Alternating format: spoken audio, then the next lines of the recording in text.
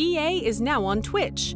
Join us Wednesday nights when Alistair reads a bedtime story, and Sunday mornings for a few hours of chill casual gaming, plus interviews, special guests, pickup streams, and more. Visit twitch.tv/EA Podcasts and follow us to be notified when we go live, plus access VODs of past broadcasts.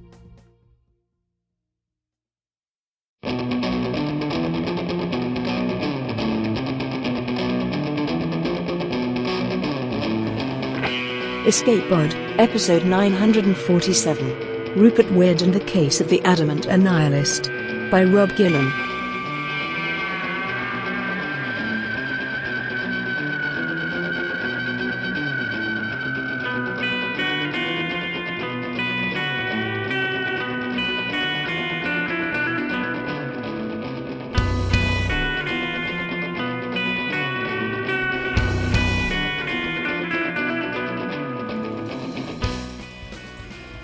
Hello, and welcome to Escape Pod, your weekly science fiction podcast. I'm your host this week, Tina Connolly, and I am here to bring you Rupert Weird and the Case of the Adamant Annihilist by Rob Gillam. This story is original to Escape Pod. Rob Gillam lives in the UK and writes dark, speculative, and often silly fiction. He does all his writing in the margins of the day.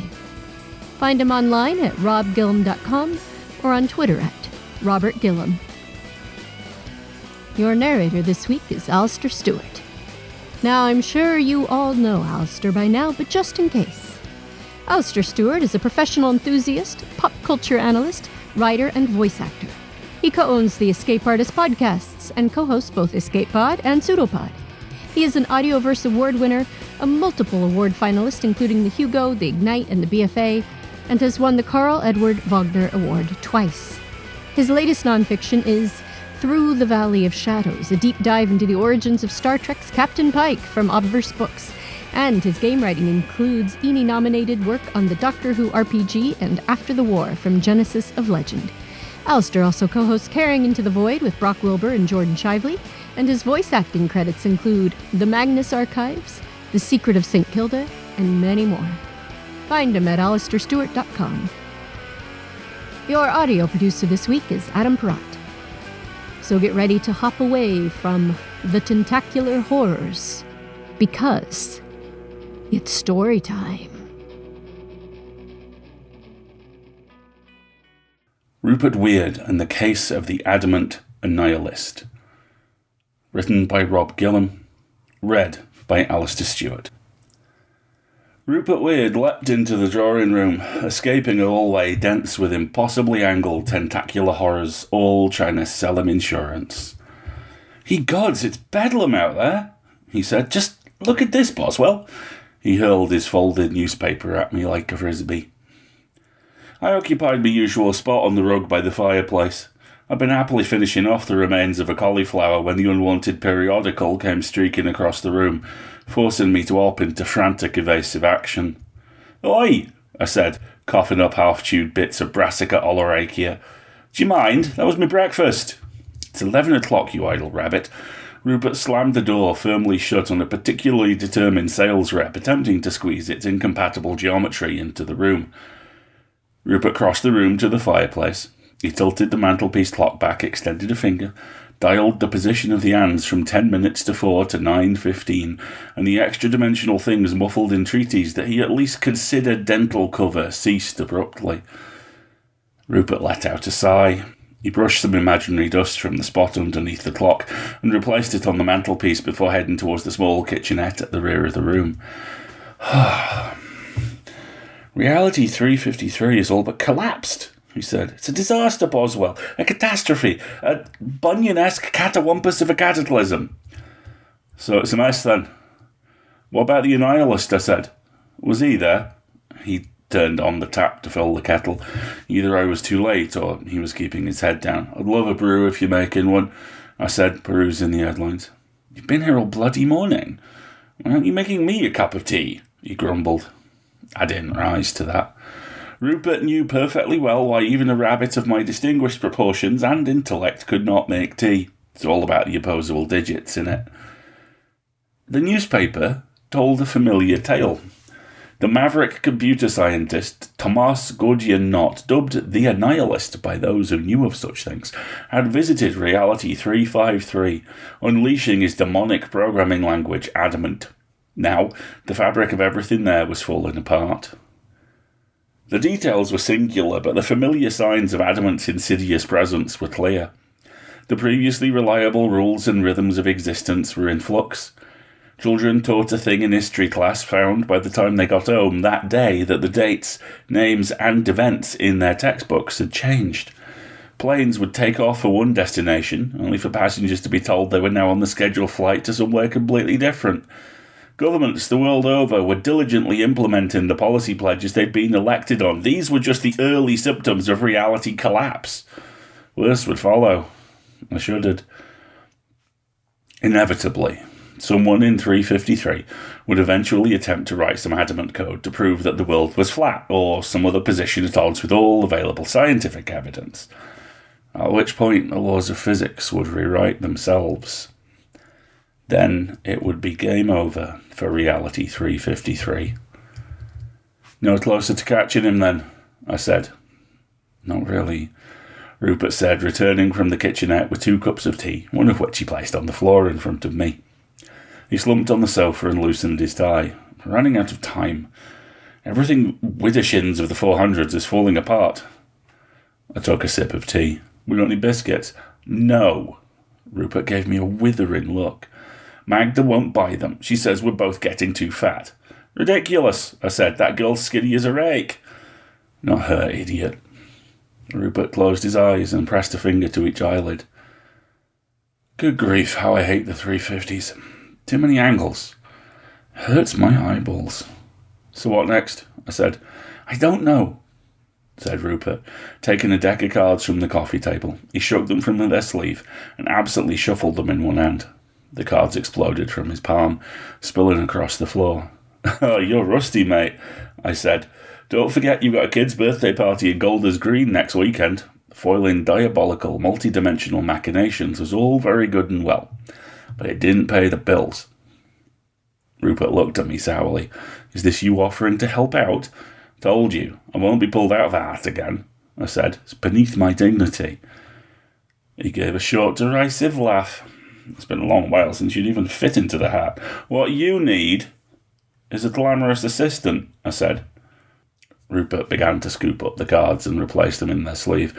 I think magicians' assistants in tight sequined outfits are considered somewhat passé nowadays. Well, at least get someone to sort out your books. The Presto Palace still owe you for last month's gig. He straightened up and sighed. No time. We need to get ahead of Gordyan-Nott, predict his next move. Wherever anyone downloads Adamant, reality is threatened. I nosed the pieces of regurgitated cauliflower. I wasn't tempted. I don't understand why anyone would want to use a programming language that rewrites reality. It's completely back to front. Rupert exhaled a long breath. You'd be surprised, Boswell. A great many people aren't interested in finding new answers. They'd rather the world was rearranged to suit what they already choose to believe. A great many people are dagging them and barking, I said. Talking of barking mad, Rupert produced a pocket watch from his waistcoat, glanced up at the clock, and began winding the antique timepiece. While we're in 9:15, I should talk to the displaced here, see if anyone's heard something. I shrugged. If Rupert wanted to spend Sunday afternoon wandering around Oxford Street, talking to people who'd fallen through the cracks in reality, that was his affair. They see and hear things when they're elsewhere, said Rupert. They're useful informants. I snorted. Oh, like Susie the At. Remember that time she said she was being kidnapped nightly by the fairy king who wanted to make her into his sexual plaything? Rupert glared at me. That was an entirely reasonable misconception on Susie's part. She's fine now. I'm keeping her supplied with tinfoil for her hats. She can't shift around so much, and King Oberon has been very understanding about the entire episode. He glanced at his watch, apparently satisfied it was keeping time, and placed it back in his waistcoat pocket. Anyway, we can't move the drawing room now till Magda's been. You know how much she hates it when she comes to the house and it's not there. I grunted in satisfaction at this news. An afternoon in Reality 915 actually suited me just fine. Spurs were on telly, at home, against Coventry. If you want to play the great detective, why not make yourself useful and detect the TV remote? At that moment, the sound of keys being rattled in the front door was followed moments later by the appearance of a slender girl peering around the drawing room door. "Oh, Mr. Rupert," Magda scowled as she located Rupert slumped on the sofa. "I told you before, I cannot clean when you are here. You are too long. Your legs, they are always in the way." Rupert clambered to his feet, smoothing down the front of his crumpled Savile Row suit. He sniffed. "Very well, I shall be about my business." Magda entered the room carrying a canvas shopping bag from which she produced a very large cabbage. She dropped it on the rug in front of me without glancing down. "Cheers, love," I said. She looked pained. "Mr. Rupert, the rabbit, it is talking again. This is not normal." Rupert pulled on his overcoat. He pointed at me. "I'm off to speak to the displaced. Boswell, behave yourself." To Magda, he said, "Did you get any kitchen foil?" Magda leant down, rummaged through the bag and swore in Polish. "But Sam, I know I did." Rupert flexed his fingers. He put a hand to the side of his head and seemingly produced a long roll of kitchen foil from his ear. He grinned, a little sheepishly, before waving the box at me. "Rusty, am I?" Magda held her hands up. Every week you want more tinfoil. This also is not normal." She scowled. "When do I get paid, Mr. Rupert? Getting paid is normal." Rupert blushed, bowed his head, and dashed from the room. A moment later, the front door slammed. I investigated the cabbage, leaving Magda to unpack the rest of the shopping. She's a sound-minded girl. There aren't many cleaners who will work for a bloke like Rupert. The ones who will put up with the erratic pay run a mile once they discover his London house comprises 3 mostly derelict floors, a semi-functioning bathroom and a drawing room that keeps disappearing. Magda had taken these revelations in her stride. Where she drew the line was me. Something in her psyche seemed to revolt against the existence of an oversized talking rabbit.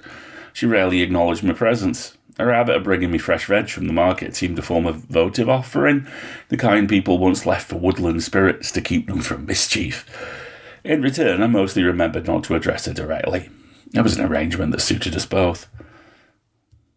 Magda cleaned, while I munched my cabbage and studied the newspaper. The morning became afternoon in this really very pleasant manner, and I was just beginning to look forward to the Spurs game when the doorbell rang. Magda went to answer it. Muted conversation was followed by footsteps in the hall, and a pale man with a spiky mop of dark hair and very dark eyes appeared in the doorway and glanced around the room. I immediately made myself scarce, by which I don't mean I scarpered, I just went very, very still. When you don't belong somewhere, it is astonishing how easily people can be persuaded not to see you. The dark-haired man didn't appear to notice me, at any rate. He just glanced around the Victorian fireplace and the overflowing bookcases. Magda appeared at the door behind him. "But I already tell you, Mr. Rupert, he is out." "Oh, that's all right," he beamed. "I'll wait." Magda opened her mouth, but our visitor had already tucked the tails of his black coat under himself and sat down on the sofa. Magda glared at him, emitted an exasperated breath, and left to stomp upstairs. Moments later, the sounds of violent mopping became audible through the ceiling. The man's expression, which had been slack and absent, abruptly changed. His gaze focused, dark eyes shining and suddenly alive with a sharp intelligence. His mouth formed a thin smile. "Hello, Rabbit," he said. "Do you know who I am?" A shiver ran down my spine. It's not often a human from the 900s can see me, let alone get one over on me. Most people's lives are too stable. The rules of their existence are way too well established to react with anything but willful blindness to the occasional incursions from another plane. But no, the unwanted visitor could see me. Not only that, on entering the room to find it occupied by an outsized rabbit, he'd not betrayed a single hint of surprise. I knew with dreadful certainty who this was. "You're him, the Annihilist. Tomas Gordian Knot. The very same." Our guest gave a small bow and grinned. "Where's your owner, Rabbit?" "Out," I said. "Not that it's any of your business, mate." I decided to ignore his calling Rupert my owner. My mind ticked over furiously. I had to be extremely wary. Gordian Knot was the most dangerous individual in the world. In any world. "Why are you here?" The man known as the Annihilist leaned back, placing his hands behind his head, and he smirked. "Oh, I don't know. Curiosity, perhaps? Your man has been pursuing me across the diapason lately, and he really is quite dogged, though he's always hopelessly late. Poor fellow." He tilted his head back as if surveying the ceiling. "Rupert Weird has quite the reputation amongst those who move between spheres. He exposed the doll-maker and those effigies worming their way into positions of influence across the 700s, didn't he?" Gordian Knot smiled. The expression was unpleasantly wide, like the fixed grin of some primeval macroraptor. That was clever of him. "Only, let me guess, you're cleverer," I said. "So much so, you thought you'd come round here for a good gloat, because even if we knew your fiendish plan, we still don't have a hope of stopping you." The Annihilist shrugged. "Not really. I just thought I'd stop by. You know, take an interest. It seems only polite." I smiled inwardly. Tomas Gordian Knot might be insane, but he was ruthless in pursuit of his objectives. He could only be here now because we had something he wanted. Gordian Knot looked slowly from left to right as if trying to survey every detail in the room. His gaze inched from the large bay windows facing the street, past the old cathode ray tube television in the corner to the chaotically overstuffed bookcases. When he reached the fireplace, his bleak smile widened, and that was a thing I would not have thought possible. Weird's manner of egress from reality 353 differed from mine. It left a minute but really very interesting trace. Very interesting. In fact, enough to make me follow the thread that brought me here. It didn't take a genius to work out what caught his interest. "Here, Spurs are playing today," I said. "Kickoff's at 3 and I want to watch the build-up. Do us a favour and stick the telly on, would you?" The Annihilist remained motionless, fixated on the mantelpiece like an English pointer, indicating the location of prey.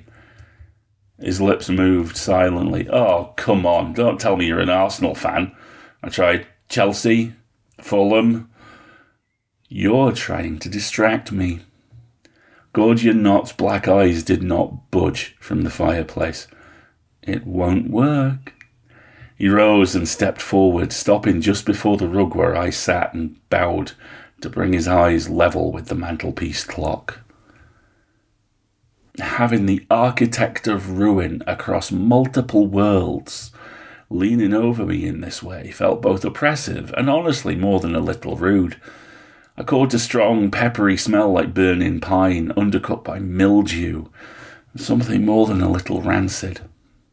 The smell reminded me of a vintage double-breasted suit Rupert had once bought at Acne Flea Market for a knockdown price because the previous owner had died in it. That suit had stunk. It had stunk so badly it made my eyes water. The smell had brought to mind desecrated tombs and forbidden midnight rituals involving candles and goats. Rupert said it had a bouquet of brimstone.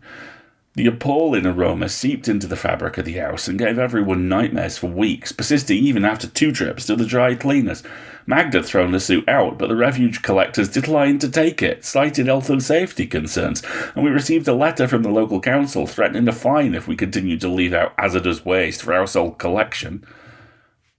When Magda had threatened to quit unless something was done about the mephitic outfit, Rupert had quietly moved the drawing room to one of the hellish 00 realities one night, crept out into the nightmarish landscape and dumped the offending ensemble there. Even then, the scent had lingered on in corners of the house for months. Magda had finally exorcised the spectre of the suit by scrubbing the entire house from top to bottom with cleaning products she'd had blessed by a priest. The whiff I caught off Tomas Gordianot as he bent over me was not as objectionable as the memory of the malodorous two-piece, but it was an olfactory echo of it, enough to make me shudder. The Annihilist, who had continued to peer quizzically at the clock on the mantelpiece, emitted a sharp, triumphant laugh and stared directly at me. I've been wondering for some time how Weird traverses the skeins with such freedom. It's this room. This whole room is a reality manipulation engine. He stabbed a finger at the timepiece and smiled.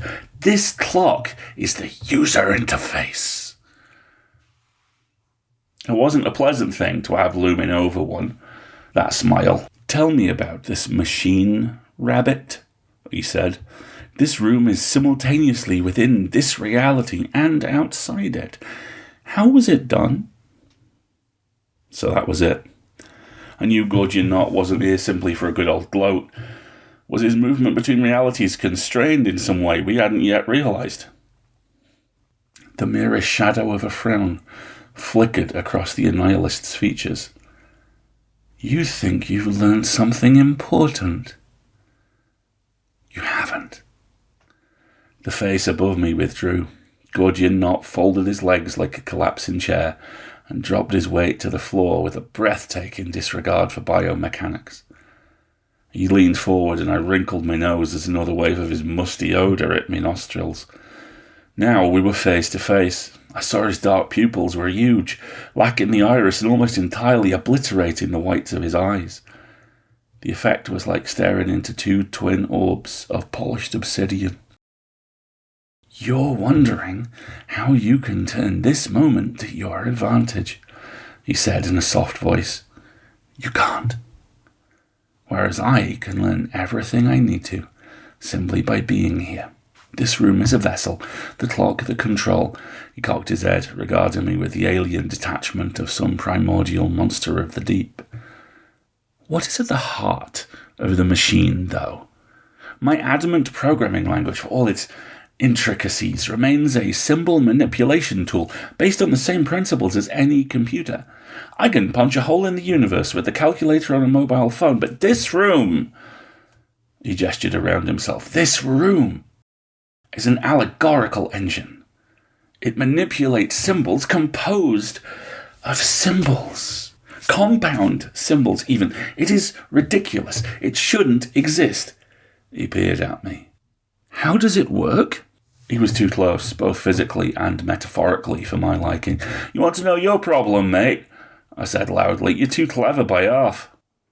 The Annihilist's Carcharodon eyes blinked slowly. I've met your sort before, I said. You reckon you've got everyone sussed. You don't even want me to tell you anything because you're so smart you can figure it out all by yourself. I paused. The thing is, with clever lads like you, it never crosses your mind someone else might be capable of doing the same to you. Gordianot licked his lower lip.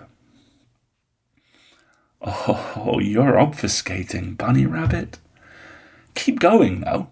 Each time you speak, you betray the very details you're trying to hide from me. My mouth was dry, but I wasn't going to breathe in through my nose, not till Gordianot took himself and the scent of corpse breath pour on somewhere else. Sod it, I thought. I might as well dive in with all four paws. Yeah, I reckon you were always a clever kid. Nice middle-class upbringing in the suburbs. I imagine always top of your class. Yes, I'm willing to bet that, for reasons you still don't understand. You spent the first 15 years of your life getting the crap beaten out of you.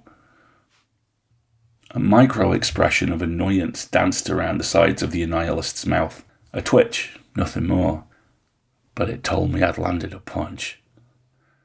Mummy and Daddy probably told you how wonderful you were daily, but that only compounded your frustration. Why did no one else share your inflated opinion of yourself? Why did all the fittest girls at school only go out with boys on the football team? Those same boys that beat you up every day. Lads thick as 2 planks, destined for nothing but a life of laying tarmac or making sure your pizza was delivered in under 30 minutes. Bet that ate at you, didn't it? Gordian Knot put his palms together, steepling his fingers as if in prayer. Go on. Nah, that's it, I'm done, I said.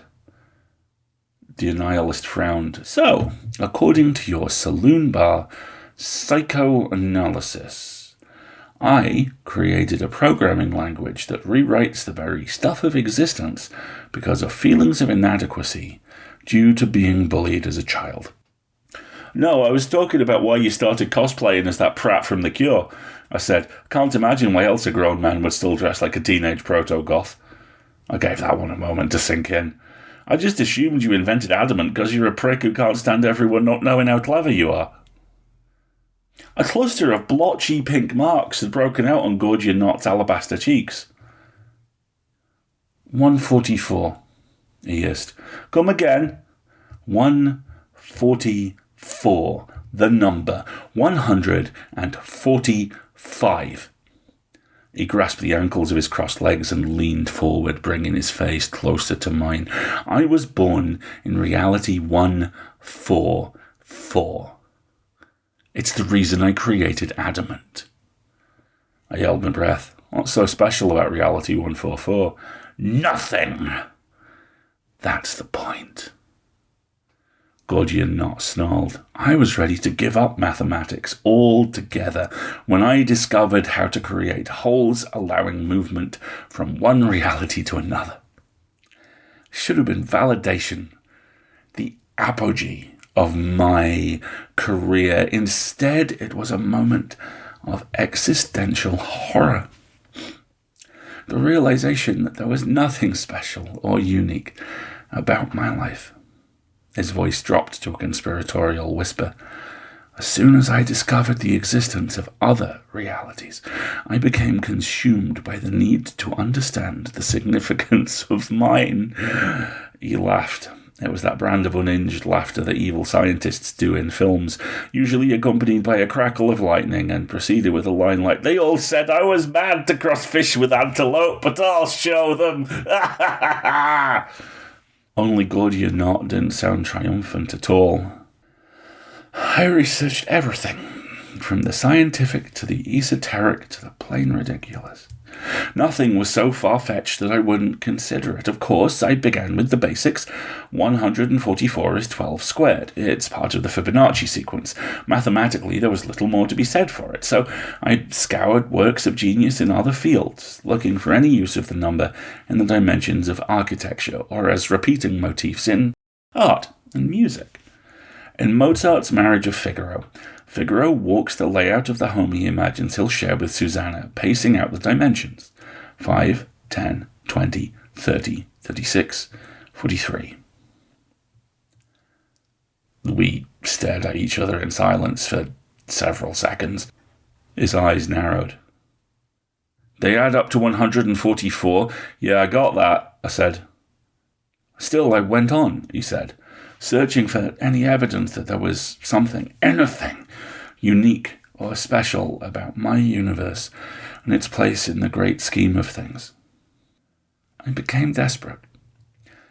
Considering such ephemera as 144 being considered a lucky number in China and various other places, or that in astrology there are 12 zodiac signs, each associated with one set of 12 houses in a birth chart, creating 144 potential combinations. In Revelations, the 12 tribes of the children of Israel numbered 1,440, which is also the number of minutes in a day. 2 360-degree revolutions of the clock face to make 720, which you can also divide by 5 to get 144. And that's good, is it? I said. No! It's all meaningless! He yelled. 144 isn't even a prime number! He was panting now. No wonder so many of Copernicus's contemporaries hated him, he said in a hoarse voice. He took away our divinely ordained place at the center of creation, and he replaced it with an arbitrary, random existence on an irrelevant rock rotating a small star, just one amongst billions.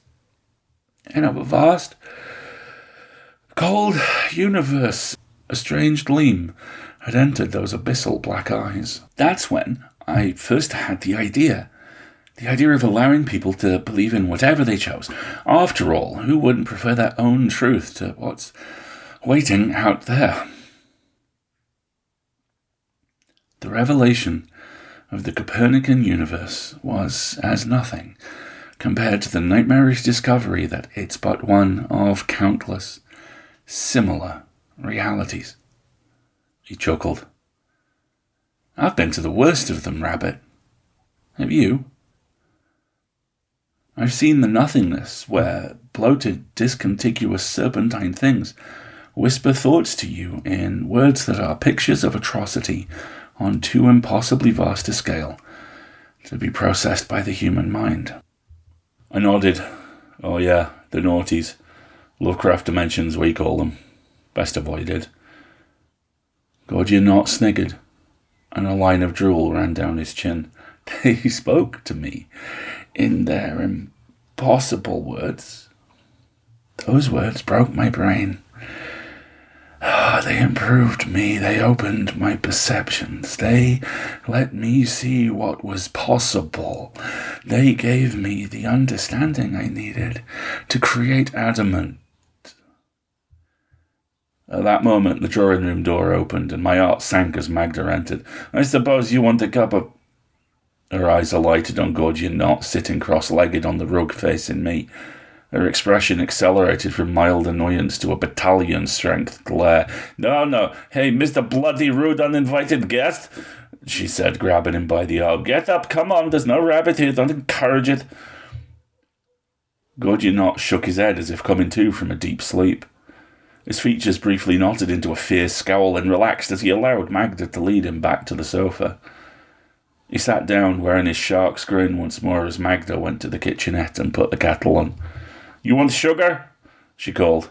2, please, love, I said automatically. Magda's response was a sharp exhalation. The Annihilist raised his head. None for me, thanks. He looked back at me, all trace of levity gone from his expression. I am sweet enough already. I cursed the rotten luck that had brought Magda downstairs just when I'd had Gordian Knot on the back foot. Seated on the sofa now, he seemed to have recovered his previous sang-froid. That is until he began to shake. The vibrations continued while he hugged himself for support. A strange, glottal clucking emerged from his throat. I wondered if he was joking before the sound coalesced into a high-pitched giggle. He was laughing at me. The Annihilist's fit lasted for nearly a minute, by the end of which I felt a strong desire to bite him on the ankle. I'm sorry, he said, wiping tears from his eyes. Your face, Rabbit. You really believed all that nonsense about 144... Wait, he succumbed to another fit of giggling. No, I'm sorry. He held up a hand. I'll be fine in a second. Hang on. Magda returned, unsmiling, from the kitchenette and placed a mug on the coffee table. Here's your tea, Mr. Nutty Stranger. The Annihilist frowned in mock offence. So rude. You seemed such a nice young lady. She folded her arms. And you look like a boy who is in terrible heavy metal band and must live with his mother because he does not have proper job. Gordian Knot put his hand over his heart and stuck out his bottom lip. I was going to wait till you left the room before I stole this vessel, but now you've hurt my feelings. He rose, stepping back towards the mantelpiece. It's been 9:15 the whole time I've been here, he murmured. Too late, I realised what was about to happen as Gordian Knot placed a finger on the hands of the clock above the fireplace. What do you say? Rabbit, he said, shall we take little Miss Snotty on a trip to Lovecraft Land? Rupert Weird can remain stranded here. Magda, get out the room, I said, knowing it was already too late. The Annihilist chuckled and pushed the hands of the clock to midnight. I screwed my eyes shut, braced for the moment that the sights beyond the window of a damp North London Saturday were replaced by an intolerable spectrum of black swirling shapes set against a lightless void. Tomas Gorgia Not had transported us to the furthest extreme of unreality. With any luck, within minutes we'd be driven madder than he already was, and if we weren't so lucky, we would retain some inkling of what was happening, while impossible continent-sized horrors digested us over the course of several millennia. After several seconds, when there'd been no terrible crunch as bones were compacted, or screaming as flesh was flayed from still living bodies, I cautiously opened one eye. The greying light of a winter afternoon still filtered through the windows. The only sound was the ticking of the clock and the serene rumble of the W3 bus as it passed by. Magda glared at Gorgia Not and tapped her foot impatiently. So, you force your way into people's houses, and you change their clocks. You're a pointless, childish person. Gorgia Not stared at the mantelpiece, eyebrows knotting into a look of disbelief. It didn't work, he muttered. Why didn't it work? He pointed at me. What did you do, rabbit? I shrugged. Didn't do nothing, mate. Allow me to offer an explanation, said a drawling male voice. Rupert Weird leaned in the doorway, one hand in his trouser pocket, the other held to his face as if inspecting his nails. You are such a poser, I said, trying to hide the relief I felt at his appearance. Rupert beamed. Thank you. Now try. He moved his gaze to the furious figure of the Annihilist. Apologies for not being here to greet you in person, Mr. Gorgia Not. Only the subterfuge to lure you here required that I was... not. Hang on, I said. You knew he was coming here, so you went out. You didn't even warn me. Rupert scratched his neck. Sorry, Boswell, but Gorgia Not here would have spotted it was a trap immediately. That's why I couldn't be here and you couldn't know.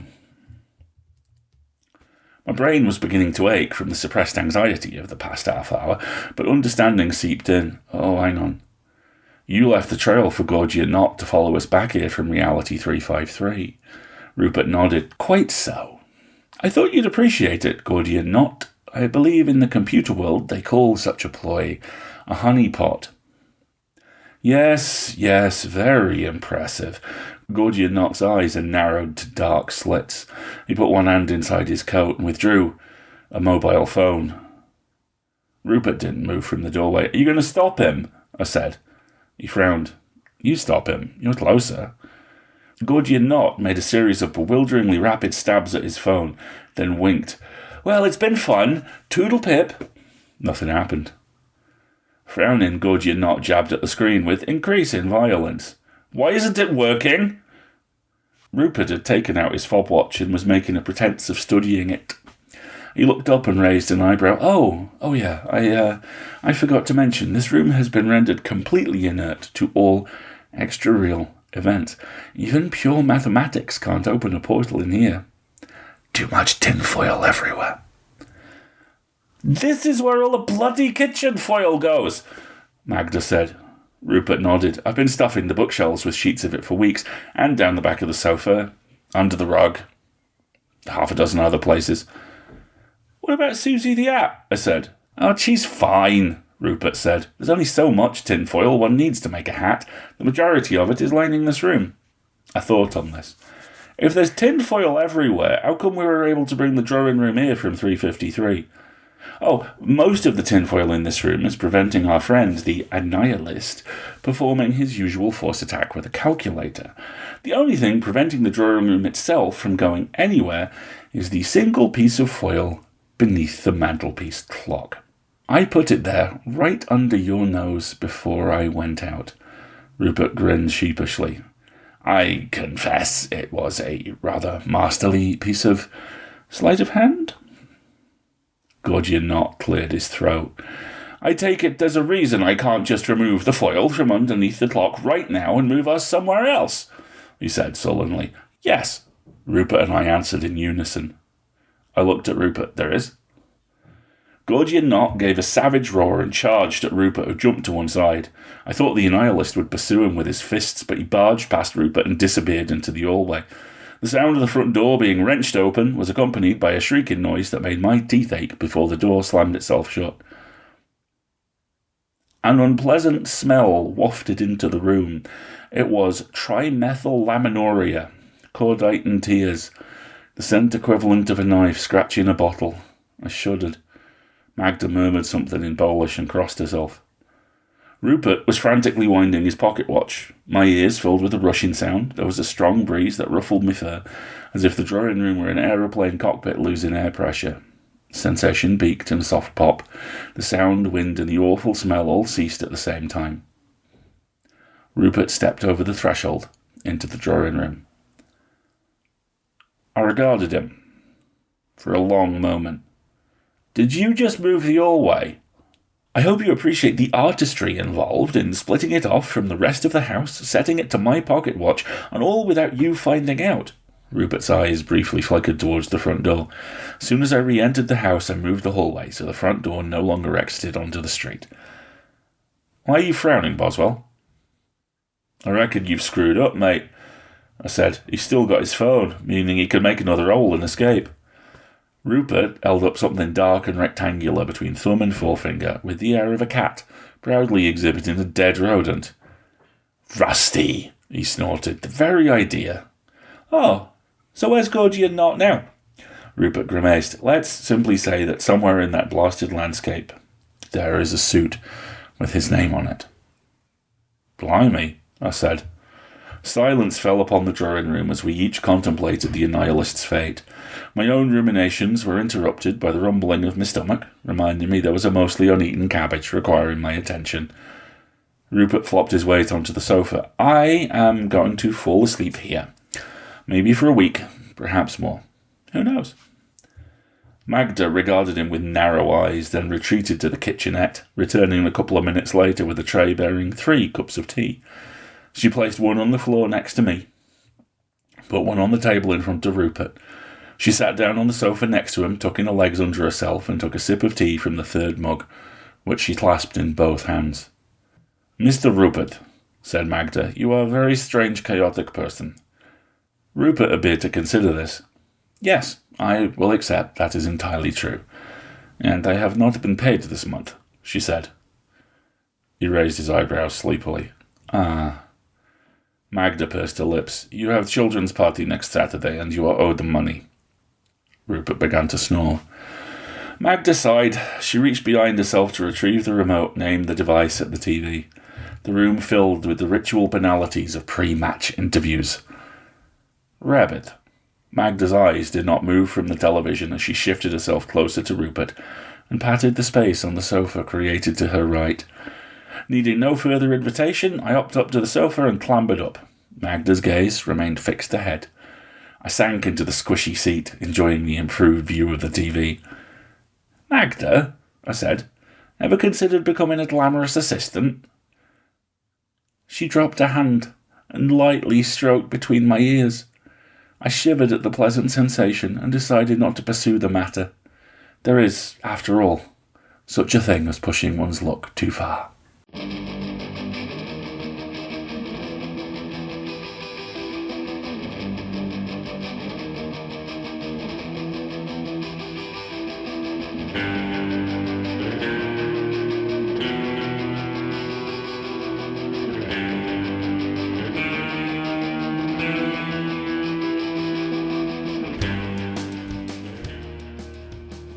And we're back, and again that was Rupert Weird and the Case of the Adamant Annihilist by Rob Gillum, narrated by Alistair Stewart.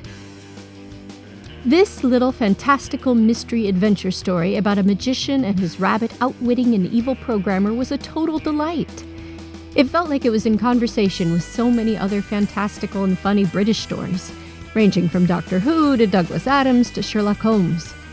In Sherlock's case, of course, that makes our bunny narrator, the good Dr. Watson, maybe a little behind on the magician's clever plans, but always happy to help catch a bad guy. The bunny here is even named Boswell, famous for being a biographer of the more famous Samuel Johnson, but also Sherlock at one point refers to Watson as his own Boswell. And if you can't tell, you are indeed listening to someone who has the complete annotated Sherlock Holmes at home because she bought it with her own money as a teenager, because that is a perfectly normal thing to save up for when you are 18. At any rate, I definitely enjoyed the clever turns and twists in the story, including Boswell's dismissive takedown of Gordian Knot's motivations. I also really enjoyed all the relationships in the story, including Magda's journey from "there's no talking rabbit here, stop encouraging him," to finally petting the rabbit and bringing him tea. I hope Rob ends up writing more stories about this trio because they are a delightful group, and I imagine Boswell the Rabbit has many more tales to tell. Escape Pod is part of the Escape Artists Foundation, a 501c3 nonprofit, and this episode is distributed under the Creative Commons Attribution Non-Commercial No Derivatives 4.0 International License. Don't change it, don't sell it, please go forth and share it. How do you share it, you ask? Well, in addition to your social media of choice, consider rating and or reviewing us on podcast listening sites such as Apple or Google. More reviews makes for more discoverability, makes for more Escape Pod for you. Now, Escape Pod relies on the generous donations of listeners exactly like you.